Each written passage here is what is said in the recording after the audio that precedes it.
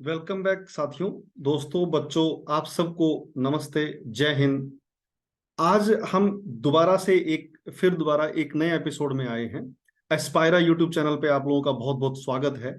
और पिछले एपिसोड में हम लोगों ने जाना, हम लोग इस यात्रा में साथ हैं भव्या के, जो अब आईआईटी रुड़की के अंदर जिसका एडमिशन हुआ है, और वहां पे एडमिशन पाने के बाद उसका जो कॉन्फिडेंस का लेवल है और जो उसकी पर्सनैलिटी है उसमें एंटायर चेंज आ गया। और उसको इस खुशी को पाने में कितनी मेहनत करनी पड़ी, इसके बारे में हम लोग जान रहे थे। पिछले एपिसोड में हमने उसके पेरेंट्स से बात की और हमने जाना कि कैसे पेरेंट्स ने अपने बच्चे का साथ दिया और कितना रोल रहा उसके पेरेंट्स का उसकी इस जर्नी के अंदर। अब हम एक फिर नए एपिसोड में आज हम साथ हैं भव्या के, और आज हम जानेंगे भव्या की पूरी प्रिपरेशन के बारे में, टाइमलाइन, कैसे उसने अपने सब्जेक्ट्स को बैलेंस किया और कैसे कैसे उसने हर्डल्स का सामना करके उन सबको ओवर पावर किया। तो एक बार फिर से हम लोग जो है स्वागत करेंगे भव्या का इस नए एपिसोड में। सो आप सब लोगों का भी एक बार स्वागत है एस्पायरा यूट्यूब चैनल के ऊपर इस पॉडकास्ट में। सो thank you so much for always being with me. Bhavya, Bhavya का हम एक बार फिर से स्वागत करते हैं। भव्या, वेलकम बैक बेटा। और आपके इस जर्नी के अंदर आपने जिन जिन चीजों को एक्सपीरियंस किया, अब हम उनको वन बाय वन एक बार उठाएंगे। सबसे पहले तो भव्या मैं आपसे ये जानना चाहूंगा कि आपने इसमें जो आपका जो गोल है आपका लाइफ में, वो आईआईटीएन बनना ही था या कुछ और था? मेरा मेरा गोल काफी टाइम से आईआईटी बनना हो गया, आईआईटी में आना हो गया था।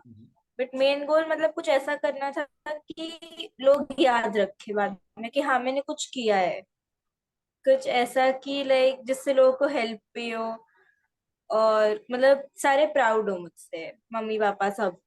जान के बड़ी मैं खुशी हुई खुद भी भव्या। प्राउड हूँ बाद वेरी गुड, बहुत बहुत अच्छा एम्बिशन आपका है। बहुत कम लोग इतना अच्छा सोचते हैं इस कम उम्र में। सो आपकी जो आपका लेवल है सोच का, थॉट प्रोसेस का, वो बहुत ही अच्छा है।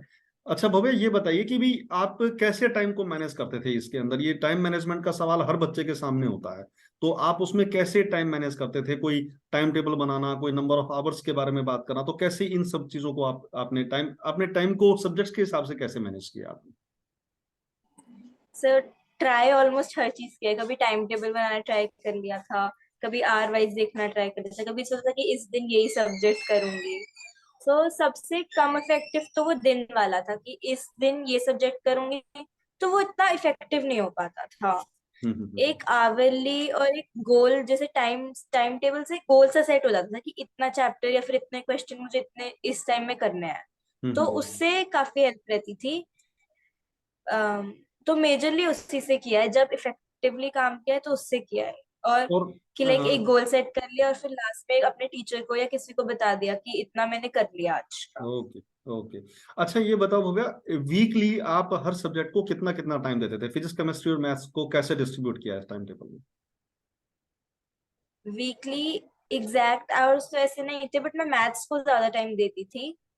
जैसे अगर एक दिन में अराउंड अगर मैथ्स को मैं 4 आवर्स दे रही हूँ तो फिजिक्स और केमिस्ट्री को 3 3 दूंगी। हम्म उस तरीके से मैनेज करती हम्म थी। हम्म। अच्छा, आपका आईआईटी जेई के जो एग्जाम हुए वो दो फेज में होते हैं। आपका जो फेज वन का जो एग्जाम था, आपने कुछ उससे ऐसा लर्न किया हो जिससे फेज टू के अंदर बहुत ज्यादा ड्रास्टिक चेंज आया हो आपके परसेंटेज में? फेज वन में मैंने सोचा था कि क्वेश्चंस में आपको क्वेश्चन इतने हार्ड नहीं आते। आपको आता है सारा, आपकी पेपर में टाइम और पेपर में नर्वसनेस पे सारा डिपेंड करता है।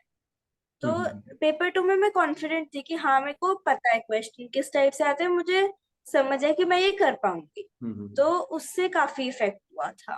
पेपर वन में डर सा ही था कि इतना बड़ा पेपर है, इतने मुश्किल क्वेश्चन होंगे, चाहे हम्म। पहले प्रीवियस ईयर क्वेश्चंस देखे हो, बट जब तक उसे एक्सपीरियंस नहीं करते इतना पता नहीं चलता कि आप ये कर सकते हो। तो बिल्कुल। उससे इफेक्ट हुआ था। ओके।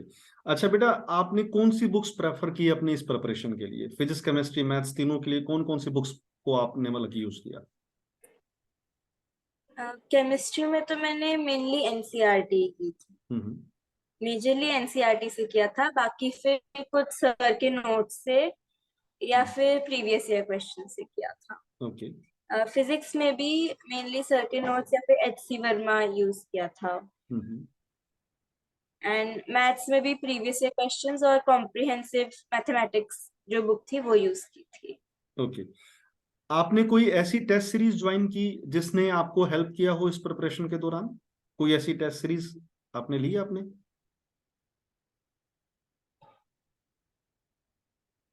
मैंने एनटीए की एक टेस्ट सीरीज थी जो सजेस्ट की थी, तो उससे मैंने ट्राई किया था। उससे थोड़ा क्वेश्चन का आइडिया हो रहा था, मतलब प्रैक्टिस हो रही थी एक तरीके से हम्म, क्वेश्चन फॉर्मेट में। मतलब चैप्टर वाइज आप चैप्टर तो समझ लेते हो, पर फिर क्वेश्चन करने में आप उसको पुट करना समझ जाते हो कि ये चीज कैसे पुट करनी है, तो उससे हम्म, काफी मतलब उससे वो समझ आ रहा था। ओके। अच्छा, आपको बच्चे जैसे बहुत सारे बच्चे ना प्लानिंग प्लानिंग प्लानिंग करते रहते हैं, आप कितना बिलीव करते हैं प्लानिंग में? मतलब कि प्लानिंग कितना मदद करती है आपको प्रिपरेशन के दौरान?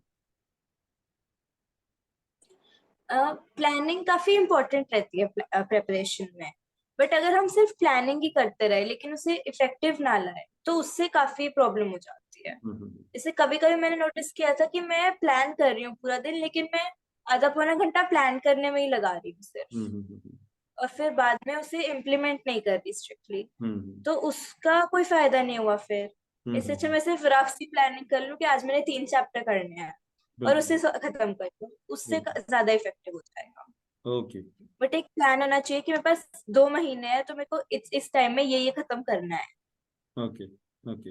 आपकी प्लस वन की प्रिपरेशन और प्लस टू की प्रिपरेशन के बारे में बताइए। प्लस वन में कितना प्रिपेयर किया और प्लस टू में कितना प्रिपेयर किया? मेरा मेरा +1 मैंने ऑनलाइन किया था, हम्म, जैसे मम्मा ने पिछले उसमें बताया था।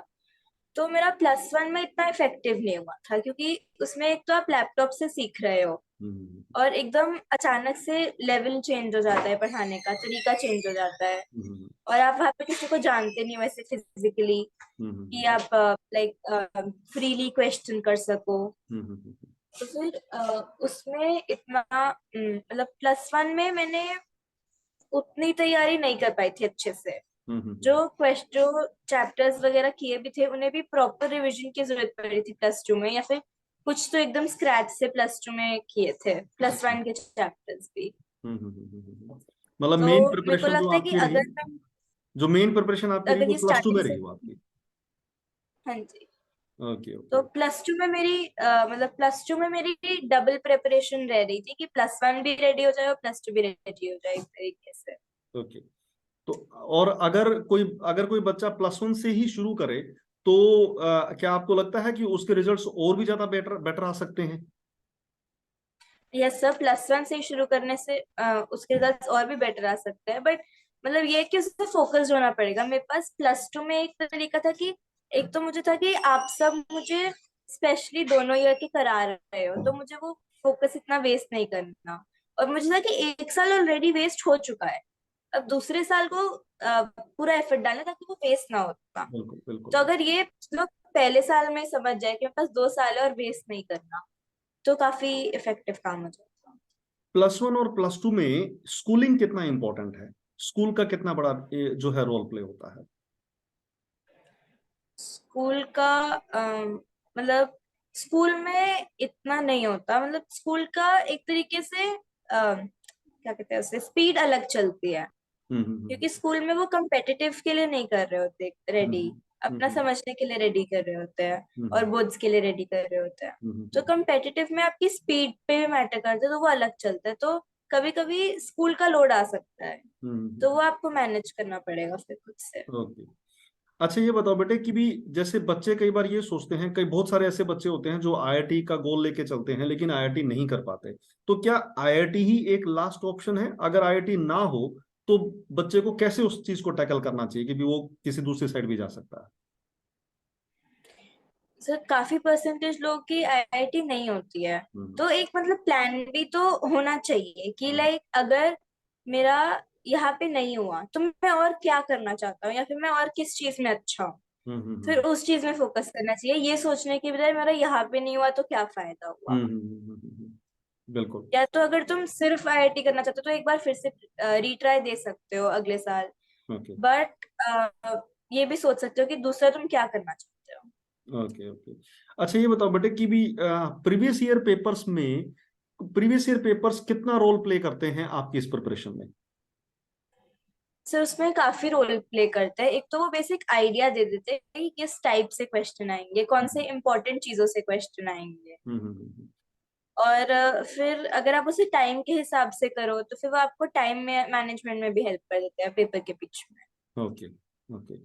और जो 3 सब्जेक्ट्स हैं, फिजिक्स, केमिस्ट्री और मैथ्स, इन तीनों को आप किसको ज्यादा इंपॉर्टेंस देनी चाहिए? मतलब कोई स्पेसिफिक बच्चे का अपना एप्टीट्यूड डेवलप होना चाहिए या तीनों को बराबर लेके चलना चाहिए? मतलब अगर आपको याद करना ज्यादा इजी लगता है तो हम्म फिर आप केमिस्ट्री में ज्यादा फोकस करो, क्योंकि हम्म मैथ और फिजिक्स में आपको अप्लाई करना पड़ेगा हम्म। कॉन्सेप्ट। ओके और अगर आपका न्यूमेरिकल्स और वो सब स्ट्रांग है तो आपको मैथ पे भी ज्यादा फोकस करना चाहिए, क्योंकि वो काफी स्कोरिंग हो जाता है। Okay okay. अच्छा ये बताओ बेटा कि भी आपके पेरेंट्स ने आपको क्या क्या फैसिलिटीज प्रोवाइड की? जैसे आजकल बच्चे क्या होते हैं कि भी इवन +1 +2 के बच्चों को कार्स अवेलेबल करवा दी जाती है, और मतलब कि आईफोन्स उनके पास होते हैं, तो बहुत मतलब कि बड़ी बड़ी फैसिलिटीज उनको दे दी जाती है। तो आप कितना बिलीव करते हैं कि भी फैसिलिटीज डिस्ट्रैक्शन है या फैसिलिटीज बच्चों को प्रोवाइड करनी चाहिए? सर अगर अगर हम कोई ऑनलाइन कोर्स ले रहे हैं, जैसे अगर कोई मैंने फिजिक्स की क्लास शुरू कर दी ऑनलाइन, तो फोन लैपटॉप वो सब इम्पोर्टेंट हो जाएगा। बट अगर मैं उसे पूरा टाइम यूज करूं, कभी सोशल मीडिया पे डिस्ट्रैक्ट हो जाऊं, तो फिर उसके नेगेटिव इफेक्ट ज्यादा आ जाएंगे। हम्म। तो फैसिलिटीज मतलब देख के लेनी चाहिए कि अगर मान लो मेरे को किसी ने कार दे दिया और मैं पूरा टाइम उसी को चलाई जा रही हूँ, कुछ पढ़ ही नहीं रही, हम्म तो हम्म वो तो फायदा नहीं हुआ ना कोई। हम्म। मतलब कि जो साधन आपको अवेलेबल होते हैं उनका यूज सिर्फ अपनी पढ़ाई और अपने टारगेट को लेकर करना चाहिए, ना कि उनका मिसयूज करना चाहिए। तो फैसिलिटीज पेरेंट्स हमेशा बच्चों प्रोवाइड करवाते हैं अपने जो पेरेंट्स जो प्रोवाइड करवाते हैं अपने बच्चों को, वो उनकी सहूलियत के लिए प्रोवाइड करवाते हैं, ना कि इसलिए प्रोवाइड करवाते हैं कि वो बच्चे उसका मिसयूज करें और अपने टारगेट से डेविएट हो जाएं। तो बहुत ध्यान रखें कि फैसिलिटीज को बहुत ही जुडिशियस यूज करना चाहिए, सिर्फ उतना यूज करें जितना उसकी जरूरत है। अच्छा बेटे ये बताओ, आपका आईआईटी के बाद, जैसे जब आप आईआईटी आपका आपका हो गया एडमिशन, अब इसके बाद नेक्स्ट गोल क्या है आपका? कि भाई आप क्या सोचते हैं, बीटेक करने के बाद कुछ और करेंगे या जॉब ज्वाइन करेंगे? क्या प्रोस्पेक्टिव है?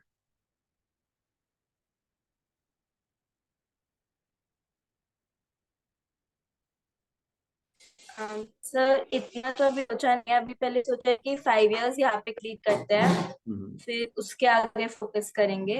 हम्म।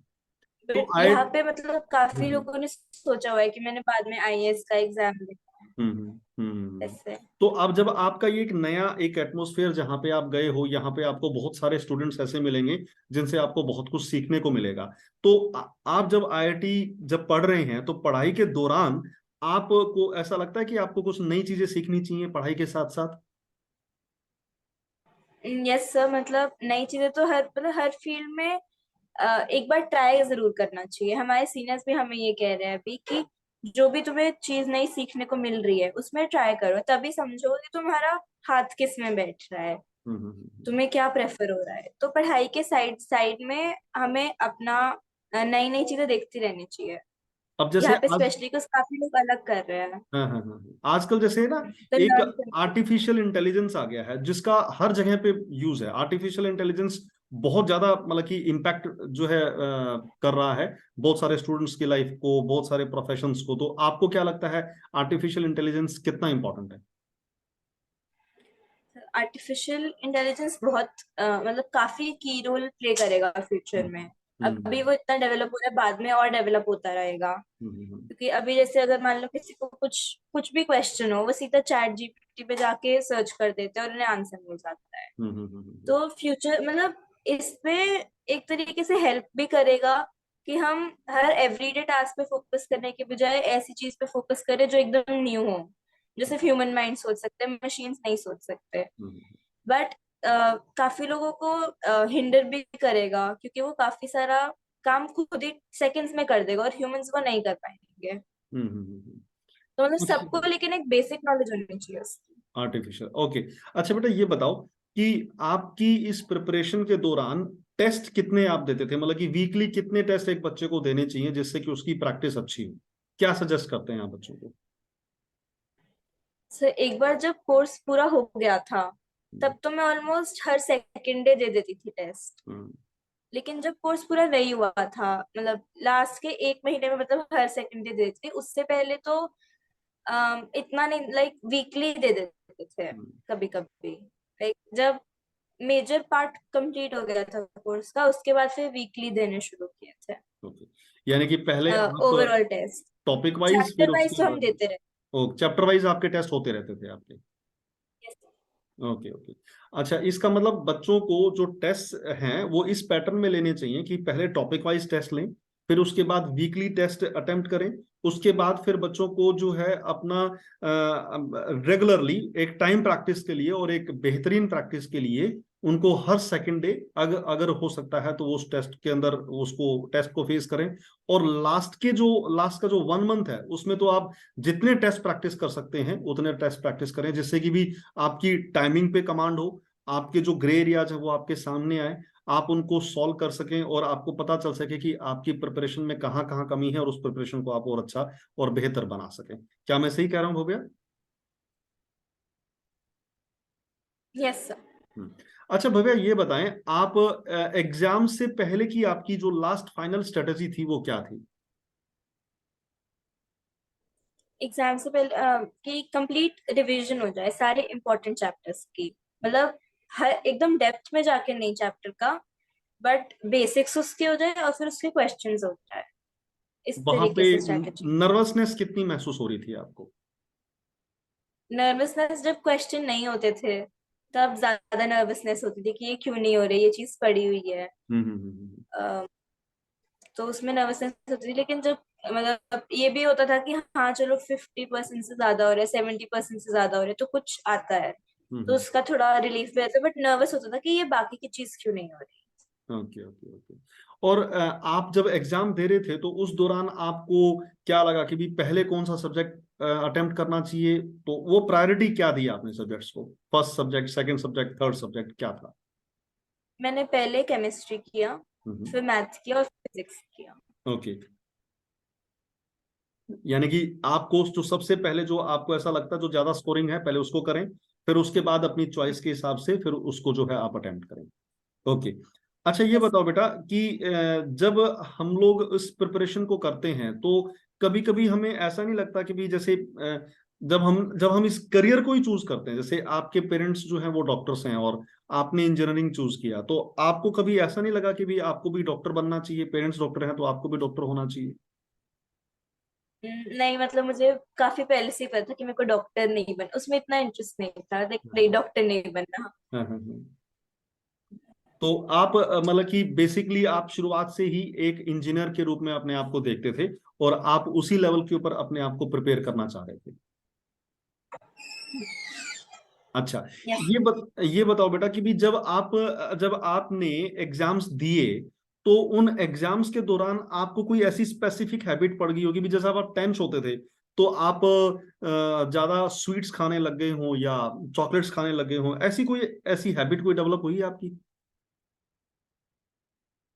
सर आई थिंक हुई होगी, ऐसे रियलाइज तो नहीं किया, हम्म बट मे भी हुई होगी। मतलब रात को लेट लेट तक जागते थे तब ज्यादा खाने की आदत पड़ गई थी। रात हम्म को 2 बजे कुछ खा लिया इससे, हम्म। बट ऐसे कुछ खास रियलाइज।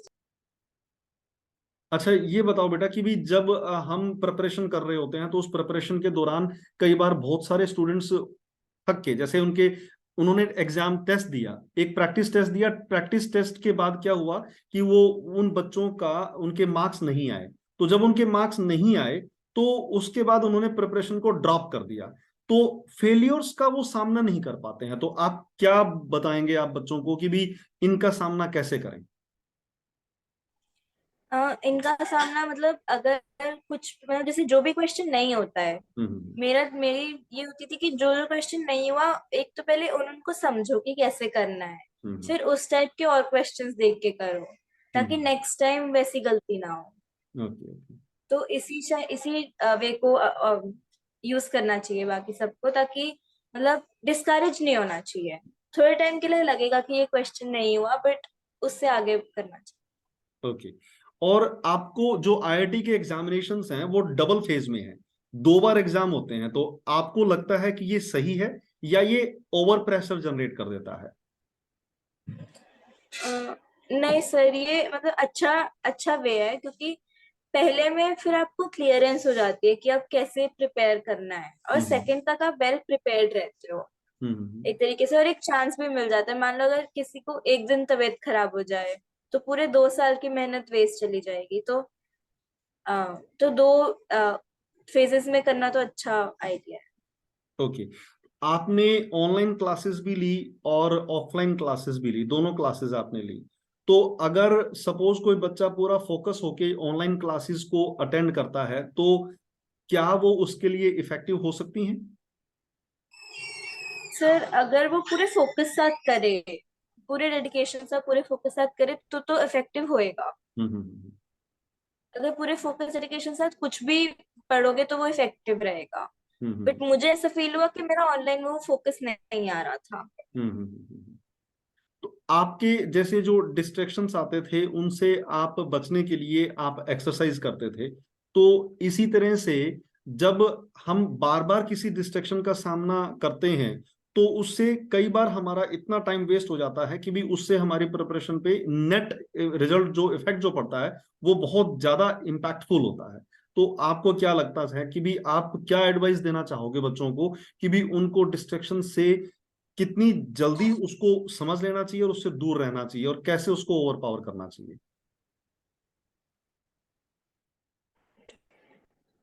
सर जितना जल्दी समझो कि ये चीज मुझे डिस्ट्रैक्ट कर रही है, और जितना जल्दी डिसाइड करोगे कि नहीं मुझे ये डिस्ट्रैक्ट नहीं करने देना क्योंकि मेरा ये गोल है और मैं इसे टाइम दूंगा, तो जितना जल्दी ये कर पाओगे उतना प्रेफर्ड होएगा, उतना हम्म बेटर रहेगा। हम्म बट अगर लेट में भी आप ये रियलाइज करते हो कि हाँ मेरे को ये चीज डिस्ट्रैक्ट कर रही है, तो उसे हम्म रोकना चाहिए।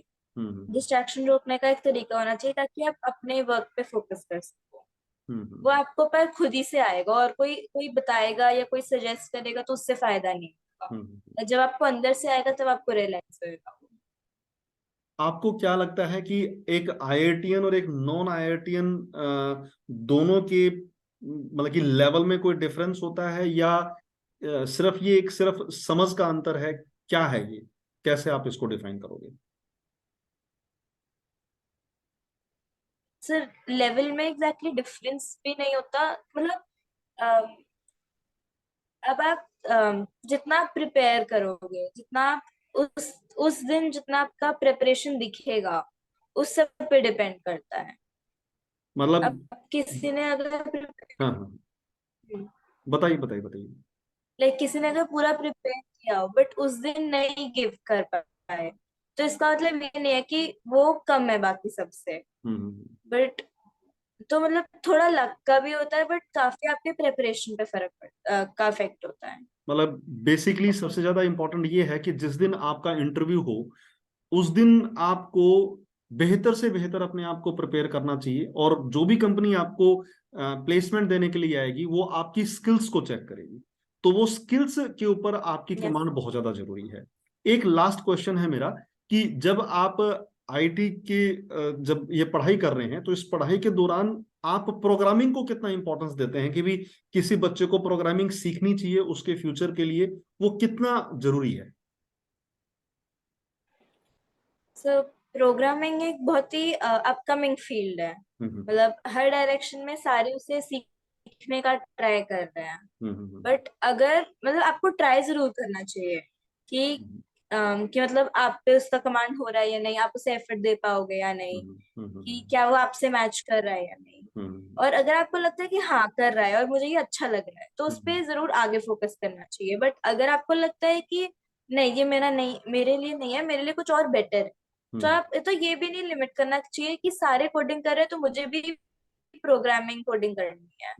आप अपने ऊपर फोकस करो कि हाँ मेरे लिए ये बेटर है तो मैं ये चीज करूँ। यानी कि हर बच्चे का अपना एप्टीट्यूड लेवल देख के उस बच्चे को डिसाइड करना चाहिए कि भी उसको क्या करना चाहिए और क्या नहीं करना चाहिए, ना कि दुनिया को देख के उसके पीछे चलना चाहिए कि भाई हाँ ये चीज इंपॉर्टेंट है और ये चीज इंपॉर्टेंट नहीं है।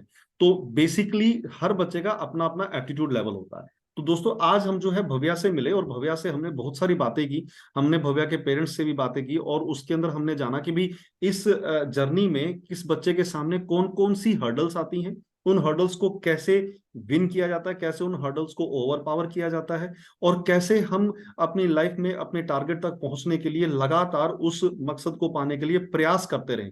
क्योंकि सबसे ज्यादा इंपॉर्टेंट जो होता है वो प्रयास होता है। अगर हम लगातार मेहनत करते रहेंगे तो डेफिनेटली हम किसी ना किसी मुकाम तक पहुंच जाएंगे। लेकिन अगर बच्चे हार के बीच में कहीं पे रुक जाएंगे, या उस ये सोच लेंगे कि यार मैं कैपेबल ही नहीं हूं, तो ऐसा कभी ना सोचें।